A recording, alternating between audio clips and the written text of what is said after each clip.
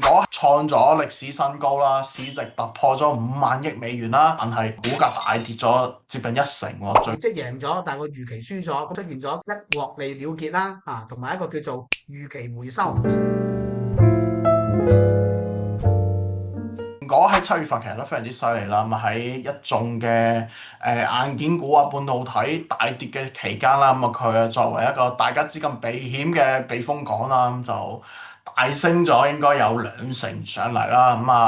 咁創咗歷史新高啦，市值突破咗5萬億美元啦，咁亦都係嚟到全球市值第一嘅寶座啦，咁但係嗱，同樣嗯出業績。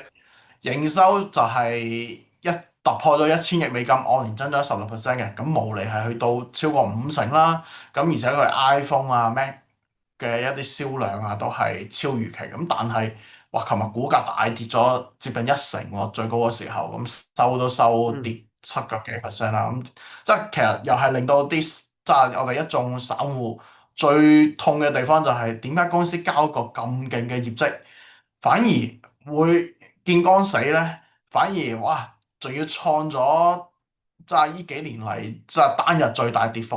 咁誇張嘅一個跌幅咧，即係既然嗯哼。7月份大家可以炒上嚟，咁點解又會令到佢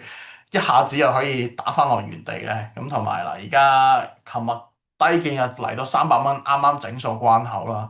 咁究竟亦都想問 King Sir，300蚊企唔企得穩咧？會唔會仲要往下調咧？先講結論好嘛？咁大家可能會比較中意聽啲。咁我覺得其實蘋果咧短期呢個位置咧就差唔多啦嚇，但係仲可能唔排除仲有少少嘅小調整嘅空間。咁呢個參考價格就係大概從最高點呢個階段最高點係幾錢啊？指零344啊，344美元，344八五折咧，係。大概就係85折附近呢啲位置，我覺得差唔多啦。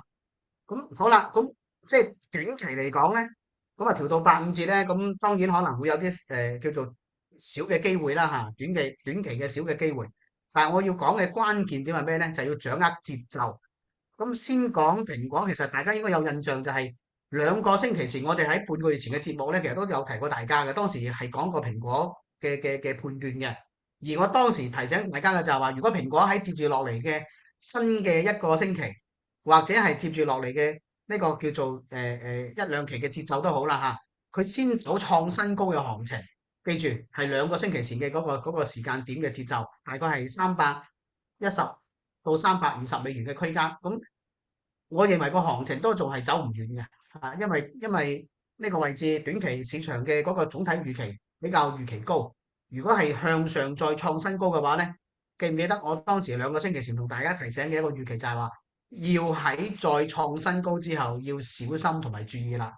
咁所以咧，其實亦都唔係話事後孔明。咁點解當其時有咁樣嘅一個叫做提醒同埋預判咧？係因為階段性蘋果嘅累計獲利盤一個係太高比較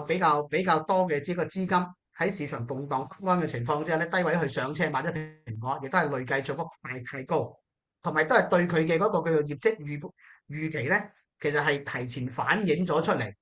而最新嘅嗰個業績預報咧，亦都即係用一句説話去講就係咩咧？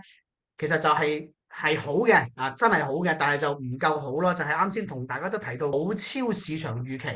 咁所以咧其實就係業績贏咗，但係個預期輸咗，咁所以短期市場亦都係喺呢個叫做